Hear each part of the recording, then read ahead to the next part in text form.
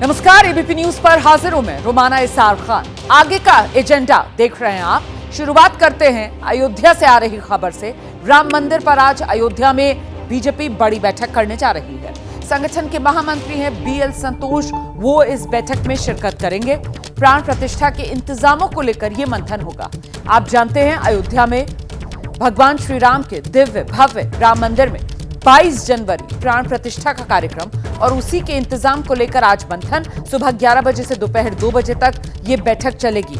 दर्शन कार्यक्रम को लेकर बीजेपी आगे के लिए रणनीति भी इसी बैठक में तय करेगी। दर्शन कार्यक्रम जो आगे शुरू होगा, आरएसएस की जो बड़ी तैयारी है, 26-27 जनवरी से लेकर 24 मार्च तक करीब 2.5 करोड़ श्रद्धालुओं को रामलला के दर्शन कराने की, उस कार्यक्रम को लेकर भी माना यह जा रहा है कि बीजेपी की आज की बैठक में मंथन किया जाएगा। तो बीजेपी तैयारियों को धार देने के लिए आज इस बैठक को कर रही है। अब से करीब 1 घंटे के बाद सुबह 11 बजे ये बैठक शुरू होगी और ऐसे में आप कुछ जानकारियां आपको देते हैं कि आखिरकार ये बैठक जो बीजेपी की तरफ से की जा रही है, तो बीजेपी का प्लान अयोध्या क्या है, ये जानिए आप। रोजाना 50,000 लोगों को दर्शन कराना होगा।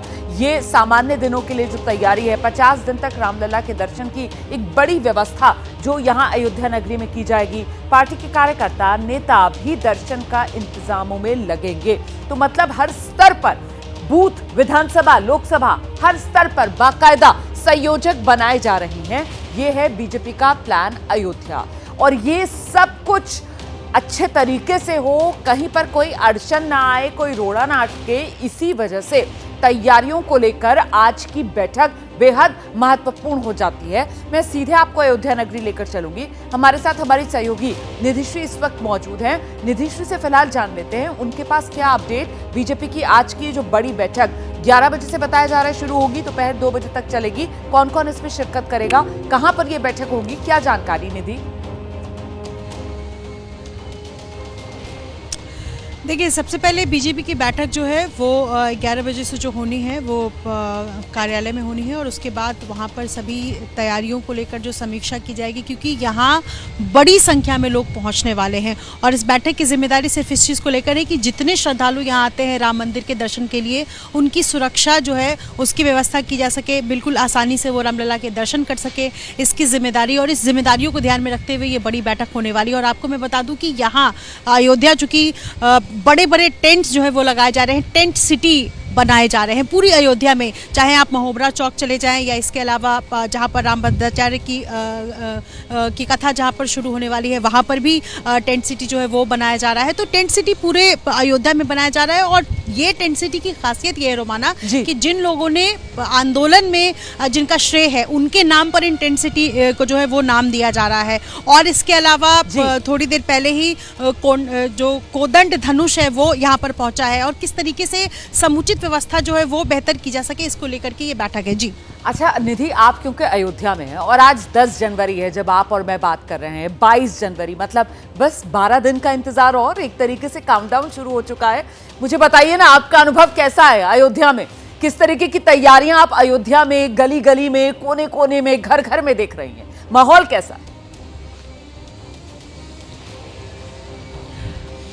रोमाना, मुझे 24 घंटे हुए हैं यहाँ पर आए हुए, और मैं बिल्कुल मुझे यकीन नहीं हो रहा है कि इतने खूबसूरत तरीके से, इतने बेहतर तरीके से यहाँ पर व्यवस्था की गई है। सबसे पहले तो मैं आपको बताऊं कि क्रूज़, बाकायदा यहाँ पर क्रूज़ मंगवाया जा रहा है। एक क्रूज़ बंगाल से चलकर यहाँ पहुँच रहा है। इसके अलावा 2 और क्रूज़ जो है वो अगले 1 महीने के अंदर बनकर तैयार हो जाएगा, उन लोगों के लिए जो दूर दराज से आते हैं श्रद्धालु, और सरयू की बहती धारा के बीच वो आनंद ले सकते हैं, रामलला को निहार सकते हैं, दर्शन कर सकते हैं। इसके अलावा मैं आपको एक और बात बता दूं कि चूंकि यहाँ पर जो गुप्तार घाट है वहाँ पर भी टेंट सिटी एक बनाई जा रही है, तो न सिर्फ टेंट सिटी बल्कि सड़कों का जो चौड़ीकरण है वो भी बेहद तेजी से किया गया है। लगभग आधे से ज़्यादा बनकर तैयार भी हो चुका है, कंप्लीट भी हो चुका है। खास तौर पर रोमाना, यहाँ जो छोटे छोटे कारोबारी हैं, जैसे जो मूर्तियाँ बनाते हैं या जो फूल बेचते हैं, जो माली हैं, उनको कितना बढ़ावा, वो कितने खुश नजर आ रहे हैं, ये आप समझ सकती हैं। और एक और बात मैं बताऊँ, चूँकि ये अयोध्या नगरी है, जिन लोगों का यहाँ पर घर घर है, जो अयोध्या वासी हैं,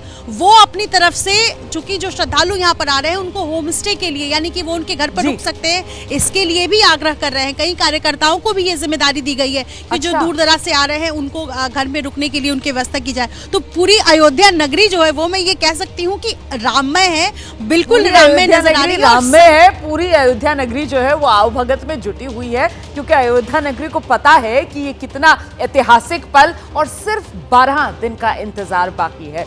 10 जनवरी आज और 22 जनवरी को दिव्य भव्य राम मंदिर में प्रभु श्री राम की जो मूर्ति है प्राण प्रतिष्ठा की जाएगी। और इस बीच अयोध्या में तमाम जो तैयारियां अब आने वाले दिनों में जिसको धार देनी है, बीजेपी की जो उसको लेकर बैठक होने वाली है, उसी से जुड़ी अयोध्या से एक रिपोर्ट अपने सहयोगी अभिषेक उपाध्याय की दिखाती हूँ आपको। उसका हम आपको यहाँ तस्वीर दिखा रहे हैं। यहाँ पर बीएल संतोष जी हैं, यहाँ पर सुनील बंसल जी हैं, तमाम जो बीजेपी के जो बड़े नेता हैं वो यहाँ पर मौजूद हैं, और कुछ ही देर में ये बैठक शुरू होने जा रही है। तरुण चुग जी हमको यहाँ दिखाई पड़ रहे हैं जो इस मीटिंग में जा रहे हैं। तरुण जी, इस मीटिंग का मकसद क्या है? अयोध्या में जो लोग आए कि उनको कैसे इंतजाम? अयोध्या भगवान राम का स्थान है, सब लोग ठीक से रह लेंगे जो आएंगे? यहाँ पर बड़ी संख्या में लोग आ रहे हैं, यहाँ पर इंतजाम हो जाएगा सबका? तरुण जी, सबका इंतजाम अच्छे से हो जाएगा? यहाँ पर क्या तैयारियां लग रही हैं आपको? अयोध्या तैयार है? तरुण जी, अयोध्या तैयार ही तो बता दें, अयोध्या आपको तैयार दिख रही है? आप अयोध्या आए हुए हैं? जय श्री राम। जय श्री राम बोल रहे हैं। तरुण चुग हैं, बीजेपी के राष्ट्रीय महासचिव हैं, यहाँ पर आए हुए हैं। और आपको यहाँ पर हम साई जी दिख रहे हैं, वरिष्ठ मंत्री हैं। कैसी तैयारी दिख रही है अयोध्या में आपको? इतने श्रद्धालु बड़ी संख्या में? तैयारी बहुत अच्छी हो रही है और लगातार उसको अच्छा बनाए जाने के प्रयास हो रहे हैं। आने वाले श्रद्धालुओं की संभावनाओं को देखते हुए हम लोग बेहतर तरीके से व्यवस्था कर सकें, उसकी व्यवस्था में लगे हैं। बड़ी संख्या में, लाखों की संख्या में। धन्यवाद आपको। हो जाएगा इंतजाम, आपको लग रहा है इतनी जल्दी? सभी इंतजाम होंगे और ठीक प्रकार से होंगे, उन्हें किसी तरीके की कठिनाई नहीं होगी। शाही जी हैं ये बताते हुए कि यहाँ पर किस तरह से तैयारियां चल रही हैं, और आपको हम दिखा रहे हैं तस्वीर कि यहाँ पर जो वरिष्ठ नेता हैं बीजेपी के, संघ के, वो देखिए वरुण तावड़े यहाँ से जाते हुए ये सब के सब यहाँ से निकल रहे हैं, और कुछ ही देर में ये बहुत ही अहम मीटिंग शुरू होने जा रही है। कैमरामैन रवीश के साथ अभिषेक उपाध्याय, एबीपी न्यूज, अयोध्या। तो 11 बजे से ये बैठक बीजेपी की शुरू होगी, और यही बैठक में मंथन किया जाएगा कि एक तो 22 जनवरी का दिन, जिस दिन मुख्य कार्यक्रम अयोध्या में है, प्राण प्रतिष्ठा का कार्यक्रम है, उस दिन की तैयारियां, और साथ ही साथ इसके बाद जो सिलसिला शुरू होगा दर्शन कराने का, देश भर से श्रद्धालु जो पहुंचेंगे अयोध्या नगरी, वहां पर कोई दिक्कत ना आए, उन तमाम तैयारियों को भी अंजाम देने के लिए और उसी के जायजे के लिए आज की ये बैठक जिसमें मंथन होगा। इस बीच देखिए, जो सियासी बयानबाजी है ना, वो थम नहीं रही है। समाजवादी पार्टी के नेता हैं स्वामी प्रसाद मौर्य, उन्होंने एक और बयान दिया है, और उनका ये बयान भी विवादित बयानों की उनकी फहरिस्त में जुड़ गया है। स्वामी प्रसाद मौर्य कह रहे हैं, कार सेवकों पर गोली चलाना सही था, तत्कालीन सरकार ने अपना कर्तव्य निभाया था, प्राण प्रतिष्ठा को बीजेपी का कार्यक्रम करार दिया जा रहा है स्वामी प्रसाद मौर्य की तरफ से। सुनिए। कुल मिलाकर के भारतीय जनता पार्टी के किसी भी आयोजन में स्वामी प्रसाद मौर्य नहीं जाएंगे। ये भारतीय जनता पार्टी का आयोजन है, रामलला मंदिर का आयोजन नहीं है, क्योंकि रामलला जहाँ पर थे वो इस मंदिर से 3 किलोमीटर दूर है, आज भी रामलला वहीं पर है। तो ये तो भारतीय जनता पार्टी का कार्यक्रम है, और यही कारण है कि कौन जाएगा कौन नहीं जाएगा ये भी सूची तैयार भारतीय जनता पार्टी के लोग कर रहे हैं। जो नाम है ट्रस्ट के राष्ट्रीय अध्यक्ष चंपत राय जी का, लेकिन सूची सही मायने में तैयार कर रही भारतीय जनता पार्टी। तो भारतीय जनता पार्टी जो सूची तैयार कर रही है, तो उसमें स्वामी प्रसाद मौर्य का नाम कहाँ रहेगा? सीधे आपको लेकर चलते हैं, हमारे साथ हमारे सहयोगी अभिषेक उपाध्याय इस वक्त मौजूद हैं, और जरा जानते हैं अभिषेक उपाध्याय से, ये जो विवादित बयान देने का सिलसिला फिर से बढ़ा दिया है स्वामी प्रसाद मौर्य ने। अब वो कह रहे हैं साहब ये बीजेपी का कार्यक्रम है, और कार सेवकों पर जो गोली चलाई गई थी तब की सरकार की तरफ से बिल्कुल सही फैसला था, तब समाजवादी पार्टी की सरकार थी, मुलायम सिंह यादव मुख्यमंत्री थे। मेरा सवाल ये है कि अब इस मौके पर इस तरीके के बयान स्वामी प्रसाद मौर्य जो दे रहे हैं, रंग में भंग डालने वाला इनको करार दिया जाएगा, इससे हासिल क्या कर लेंगे, या फिर सेल्फ गोल ही इनको माना जाए? अभिषेक। रोमाना, इसको पॉलिटिकली हमें देखना होगा और मुझे लगता है ये जो ये बयान दे रहे हैं ये उनकी पॉलिटिक्स है, ये समाजवादी पार्टी की पॉलिटिक्स है। समाजवादी पार्टी इसके जरिए मैसेज दे रही है। देखिए, अखिलेश यादव लगातार पीडीए की बात कर रहे हैं। पीडीए का फुल फॉर्म में बताते हैं पिछड़ा, दलित और अल्पसंख्यक। तो ये वही कॉम्बिनेशन है जो आपने 92 के बाद देखा था, जब काशीराम और मुलायम सिंह यादव साथ आए थे और नारा लगा था मिले मुलायम काशीराम, हवा में उड़ गए जय श्री राम। तो ये सोशल इंजीनियरिंग, साथ में अल्पसंख्यक वोटरों को अपनी ओर जोड़ना, ये उसका मैसेज है। तो इसको आप सेल्फ गोल ये लग सकता है, हमें लग सकता है, क्योंकि हम इसको बहुत ही रेशनल लेवल पे देख रहे हैं। आप रेशनली देखेंगे तो सेल्फ गोल लगेगा, लेकिन अगर आप उनकी पॉलिटिक्स को ध्यान दें, किस कॉन्स्टिट्यूंसी को एड्रेस कर रहे हैं उसको ध्यान दें, तो ये समझ में आएगा कि ये सोची समझी राजनीति है। और उनको लगता है कि जो चंक बीजेपी के पास है उसे हम नहीं ले सकते, लेकिन जो चंक हमारे पास आ सकता है इसकी प्रतिक्रिया में, उसको खींच लिया जाए। ये उसकी राजनीति है। रोमाना, ठीक है, आप रहिए मेरे साथ। यहाँ पर महत्वपूर्ण ये हो जाता है कि दरअसल जो कह रहे हैं आप कि साहब वो अपने वोट बैंक को एड्रेस करने की कोशिश कर रहे हैं, पीड़ित, पिछड़ा, दलित, आदिवासी या अल्पसंख्यक, जिसके भी जरिए वो वोटों के मामले में बढ़ोतरी बनाने की कोशिश कर रहे हैं। तो क्या इससे वो हासिल कर पाएंगे जो सियासी लक्ष्य वो लेकर चल रहे हैं? इस पर आगे चर्चा करेंगे, लेकिन पहले जरा एक बार फिर से सुनिए जो बयान, विवादित बयान स्वामी प्रसाद मौर्य ने दिया है उसे। जिसमें अयोध्या में राम मंदिर पर घटना घटी थी, वहाँ पर बिना किसी न्यायपालिका के निर्देश के, बिना किसी प्रशासनिक आदेश के, बड़े पैमाने पर अराजक तत्वों ने जो तोड़फोड़ की थी, तत्कालीन सरकार ने संविधान की रक्षा के लिए, कानून की रक्षा के लिए, अमन चैन का कायम रखने के लिए उस समय जो गोली चलवाई थी, वह सरकार का अपना कर्तव्य था। सरकार ने अपना कर्तव्य निभाया था। तो स्वामी प्रसाद मौर्य को आप सुन रहे थे। कुल मिलाकर जो मुलायम सिंह यादव सरकार ने किया वो बिल्कुल सही किया, और अब वो कटघरे में बीजेपी को खड़ा कर रहे हैं, ये कहते हुए कि साहब 24 चुनाव के वास्ते बीजेपी अयोध्या के रास्ते आगे बढ़ेंगे। इंडिया गठबंधन में मायावती शामिल होंगी या नहीं होंगी, इसी सवाल के बीच बड़ी खबर, मायावती को लेकर अखिलेश यादव के सुर नरम पड़ते दिखाई दे रहे हैं। सूत्रों के हवाले से खबर आ रही है, विधायकों की बैठक में अखिलेश यादव ने कहा है हम सब मायावती जी का सम्मान करते हैं। अखिलेश यादव ने पार्टी के कार्यकर्ताओं और विधायकों को मायावती के खिलाफ कुछ ना बोलने की नसीहत दी है। अखिलेश ये भी कह रहे हैं इंडिया गठबंधन में बीएसपी को शामिल करने के लिए कांग्रेस बातचीत कर रही है। हम सीधे आपको लेकर चलेंगे, मेरे साथ मेरे सहयोगी वीरेश पांडे इस वक्त मौजूद हैं और जरा जानते हैं वीरेश पांडे से, मतलब इस बयान को किस रूप में देखा समझा जाए? अगर मायावती इंडिया गठबंधन में शामिल होती हैं तो फिर अखिलेश यादव उसको स्वीकार कर लेंगे, इसी रूप में वीरेश? देखिए, बलिया में जिस तरीके से अखिलेश यादव ने बयान दिया और तंज कसा मायावती के ऊपर, उसको लेकर कल विधायकों की बैठक में बातचीत हुई। विधायकों ने पूछा कि मायावती पर जो ये बयान था आखिर इसका मायने क्या है। अखिलेश यादव ने कहा कि बलिया में जो मैंने कहा था उसका मतलब ये नहीं था। हर जगह मोदी की गारंटी का पोस्टर लगा था, इसलिए गारंटी मेरे दिमाग में घूम रहा था, इसलिए मैंने थोड़ा तंज किया कि आगे गारंटी कौन लेगा। लेकिन मायावती वरिष्ठ नेता है, साथ ही साथ वो आदरणीय है, सम्माननीय है। मैं भी कुछ नहीं बोलता, तुम लोग भी यानी आप लोग भी कुछ नहीं बोलेंगे। कोई प्रतिक्रिया मायावती और बहुजन समाज पार्टी पर नहीं करेंगे, जैसा कि पीडीए की बात हो रही थी। पिछड़ा, दलित, अल्पसंख्यक यानी दलित वोट बैंक को साधने की कोशिश लगातार अखिलेश यादव करते रहे। 22 के चुनाव में भी उन्होंने किया, लेकिन अब इंडिया गठबंधन में जिस तरीके से बातें चल रही थी कि मायावती आएंगी नहीं आएंगी, उस पर अखिलेश यादव का रुख सॉफ्ट हुआ है। उन्होंने कहा विधायकों से देखना होगा ना किस तरीके से खुलकर इस बात को कहा जा रहा है कि साहब बेहतर यही होगा कि मायावती को भी गठबंधन में साथ ले लिया जाए। कांग्रेस के नेता तो खुलकर इस तरीके के बयान दे रहे हैं सूत्रों के हवाले से। हालांकि इस बीच बड़ी खबर यह आ रही है कि मायावती गठबंधन में शामिल नहीं होंगी, ये सूत्र जानकारी दे रहे हैं। गठबंधन में शामिल होने की कोई संभावना नहीं है। इंडिया गठबंधन का हिस्सा बीएसपी नहीं बनेगी। एबीपी न्यूज को सूत्रों के हवाले से बड़ी खबर मिली है, गठबंधन में शामिल नहीं होगी बहुजन समाज पार्टी। हम सीधे आपको लेकर चलेंगे, मेरे साथ मेरे सहयोगी आशीष कुमार सिंह इस वक्त मौजूद हैं और जरा जानते हैं आशीष से क्या कुछ जानकारी मिल रही है। आशीष, सूत्र क्या बता रहे हैं? इंडिया गठबंधन से मायावती की दूरी की वजह क्या रह सकती है?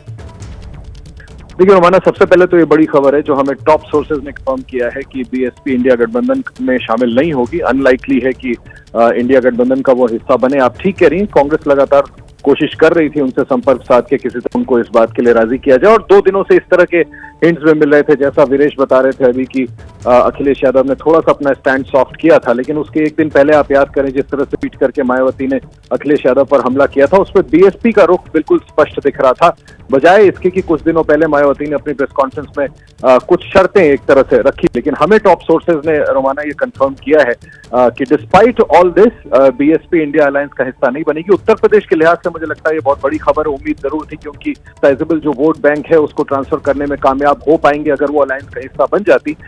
लेकिन ये हमें टॉप सोर्सेज ने बताया है कि वो इंडिया अलायंस का हिस्सा नहीं बनेंगी। आगे के पोस्ट पोल कोई अलायंस होता है, अंडरस्टैंडिंग होती है या कोई टैसिट अंडरस्टैंडिंग वो करती है या नहीं करती है, आगे देखने वाली बात होगी। लेकिन औपचारिक तौर पर इंडिया अलायंस का हिस्सा बनना तकरीबन आप के चलें कि नहीं है, क्योंकि हमें टॉप सोर्सेज ने ऐसी जानकारी दी है। बीएसपी बहुत शुक्रिया आपका आशीष। वीरेश पांडे, आपका भी बहुत शुक्रिया इस तमाम जानकारी के लिए। और अब खबर महाराष्ट्र से है, जहां सियासत में आज दिन बड़ा है।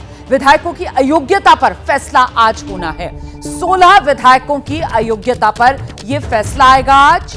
विधानसभा अध्यक्ष राहुल नार्वेकर फैसला सुनाएंगे। आपको बता दें, सुप्रीम कोर्ट की तरफ से यह मामला विधानसभा अध्यक्ष के पास पहुंचा था और सुप्रीम कोर्ट की तरफ से ताकीद की गई थी विधानसभा अध्यक्ष को कि वो इस मामले में फैसला सुनाएं। अब आज फैसले का दिन, आज ही राहुल नार्वेकर को फैसला सुनाना है। और इस बीच अब बड़ा सवाल जो आपके मन में आ रहा होगा कि आखिरकार महाराष्ट्र की सियासत में आज क्या हो सकता है, तो जरा ये जान लीजिए आप, अगर बागियों को, जिसमें शिंदे जो मुख्यमंत्री हैं महाराष्ट्र के वो शामिल हैं, अगर इस गुट को अयोग्य करार दे दिया जाता है तो फिर सीएम पद छोड़ना पड़ेगा शिंदे को, और अगर शिंदे योग्य घोषित हो जाते हैं तो फिर सीएम पद पर बने रहेंगे एकनाथ शिंदे। अगर शिंदे अयोग्य हुए तो फिर अजीत पवार का कद जाहिर सी बात है बढ़ जाएगा, और योग्य अगर घोषित होते हैं तो शिंदे का सियासी कद जो है वो बना रहेगा। अगर अयोग्य घोषित हो जाते हैं तो अजीत पवार के समर्थन से नई सरकार, मतलब नंबर तो है, नंबर के हिसाब से सरकार पर किसी तरीके की कोई दिक्कत नहीं है, और कई उद्धव समर्थक पार्टी छोड़ सकते हैं अगर योग्य घोषित कर दिए जाते हैं एकनाथ शिंदे और उनके साथ आए हुए बागी। तो उद्धव गुट और कमजोर हो जाएगा अगर एकनाथ शिंदे को आज योग्यता प्राप्त हो जाती है, लेकिन अगर अयोग्य करार हो जाते हैं तो फिर उद्धव ठाकरे और मजबूत होंगे। कुल मिलाकर महाराष्ट्र की सियासत के लिहाज से आज का दिन जो है वो बेहद महत्वपूर्ण बना हुआ है। मैं सीधे आपको लेकर चलती हूँ, मेरे साथ मेरे सहयोगी कृष्णा ठाकुर इस वक्त मौजूद है, और जरा जानते हैं कृष्णा ठाकुर से कब तक राहुल नार्वेकर विधानसभा अध्यक्ष इस मामले पर फैसला सुना सकते हैं। कृष्णा, क्या अपडेट है? देखिए रोमाना, आज महाराष्ट्र की राजनीति के लिए बेहद ही अहम दिन है। अहम दिन इसलिए क्योंकि 1.5 साल से शिवसेना के दोनों गुटों के जो विधायक हैं उनको लेकर अयोग्यता वाला मामला चल रहा था, और सुप्रीम कोर्ट की तरफ से पिछले साल ये कहा गया था कि फैसला लेने का अधिकार राहुल नार्वेकर यानी कि विधानसभा अध्यक्ष को दे दिया गया था, और 1.5 साल से इस पर जो है वो सुनवाई चल रही थी। राहुल नार्वेकर भी कम से कम 6 से 7 महीने से इस पर सुनवाई कर रहे थे, और आज ये अहम दिन आ गया है जब राहुल नार्वेकर ये फैसला सुनाएंगे कि शिवसेना के किस गुट के विधायक जो हैं वो अयोग्य हैं या योग्य हैं। बताया गया है कि 11 बजे से लेकर 4 बजे, शाम 4 बजे के बीच में ये फैसला कभी भी आ सकता है। सबसे पहले जो सूत्र ये जानकारी दे रहे हैं वो ये कि जो दोनों गुटों के वकील हैं उनको उनके सामने विधानसभा अध्यक्ष जो हैं वो संक्षिप्त में पूरे फैसले को पढ़ेंगे और ये कहेंगे कि कौन सा जो गुट है वो अयोग्य गुट है और कौन सा जो गुट है वो योग्य गुट है। उसके बाद अगर जो गुट अयोग्य करार दिया जाता है रोमाना, वो सीधे तौर पर सुप्रीम कोर्ट का रुख करेगा, और उससे पहले लेकिन यहाँ पर देर रात से ही मीटिंग का जो है वो सिलसिला शुरू है। आपको बताएं कि कल देर रात मुख्यमंत्री के सरकारी निवास स्थान वर्षा पर एक मीटिंग की गई थी, जिसमें डीजीपी, मुंबई पुलिस कमिश्नर समेत जो मुख्यमंत्री सभी मौजूद थे, और राज्य में किसी भी तरीके की कानून व्यवस्था को लेकर हालात ना बिगड़े, इस बात को सुरक्षित करने के लिए ये मीटिंग रखी गई थी। ये कहा गया था कि अगर कृष्णा, एक और बड़ी खबर आ रही है, और बड़ी खबर यह है कि इस फैसले से पहले स्पीकर और मुख्यमंत्री के बीच जो मुलाकात हुई है उस पर अब विवाद हो गया है। राहुल नार्वेकर जो स्पीकर हैं, एकनाथ शिंदे जो मुख्यमंत्री हैं, इनके बीच मुलाकात हुई और इस पर हो गया है विवाद। उद्धव ठाकरे ने दरअसल इस मुलाकात को लेकर सवाल खड़े कर दिए हैं, आपत्ति जताई है। उद्धव ठाकरे कह रहे हैं स्पीकर जो हैं वो जज की भूमिका में है, मुख्यमंत्री जो हैं वो आरोपी हैं। उद्धव ठाकरे कह रहे हैं कि दबाव डालने के लिए ये मुलाकात और ऐसे बयान राहुल नार्वेकर की तरफ से, राहुल नार्वेकर कह रहे हैं कि सिर्फ और सिर्फ दबाव डालने के लिए इस तरीके के बयान दिए जा रहे हैं। मेरी मुलाकात पहले से फिक्स थी, ये कहना है राहुल नार्वेकर का। तो सियासत लगातार गर्माती हुई इस पूरे मामले पर। दोनों की मिलीभगत तो नहीं है, और सिर्फ मिलीभगत कोई व्यक्तिगत रूप में ये केस नहीं है। देश में प्रजातंत्र रहने वाला है या नहीं है, या दोनों मिलकर प्रजातंत्र की हत्या करने की साजिश कुछ कर रहे हैं, कोशिश कर रहे हैं, ऐसे अर्थ भी निकाला जा सकता है। और इसलिए जैसे मैंने कहा कि आज और कल ही हमने सुप्रीम कोर्ट के सामने एक एफिडेविट दिया है, और जिसमें दो बार वो मिले, एक बार नहीं 2 बार मिले हैं। वो उसमें हमने लिखा है कि आप भी उसमें देखो, और मैं आपके माध्यम से जो जनता की अदालत है, क्योंकि जनता सर्वश्रेष्ठ होती है और उसी लिए हम लड़ रहे हैं। जनता का अधिकार अगर कोई छीनता है तो हम तो वो बर्दाश्त नहीं करेंगे। जब ऐसे आरोप जिनमें कोई तथ्य नहीं रहता है वो किए जाते हैं, तब उसका हेतु एक ही होता है, निर्णय प्रक्रिया पर दबाव डालना। और मैं समझता हूं जो व्यक्ति भूतपूर्व मुख्यमंत्री रहा है उसे तो मालूम होना चाहिए विधानसभा अध्यक्ष का कार्य क्या रहता है, उनकी जिम्मेदारियां क्या रहती है। विधिमंडल विधानसभा के अध्यक्ष जब अपात्रता की याचिका के ऊपर सुनवाई कर रहे होते हैं या निर्णय लेने होते हैं, तब क्या उन्होंने अपने साल भर दूसरे कोई जिम्मेदारी निभानी नहीं है?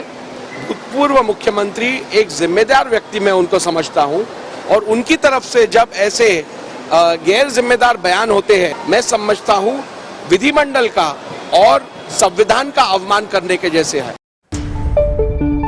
और देखिए, फैसले से पहले आज एक और बड़ा बयान सामने आया है। ये बयान संजय राउत का है। संजय राउत कौन है आप जानते हैं? शिवसेना उद्धव गुट के सांसद हैं संजय राउत। संजय राउत कह रहे हैं राज्य का मुख्यमंत्री ही असंवैधानिक है। यह है संजय राउत का बड़ा बयान। गैर कानूनी सरकार पर आज फैसले का दिन आ गया है, यह कहना है संजय राउत का।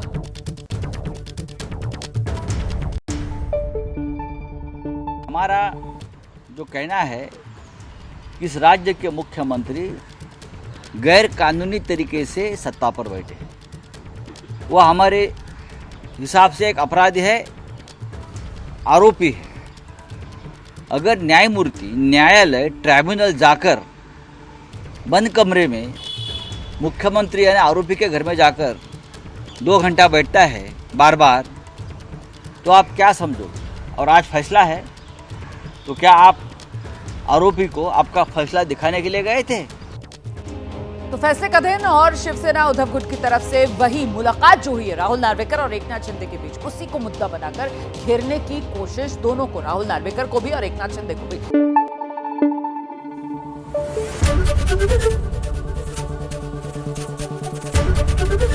एबीपी न्यूज आपको रखे आगे।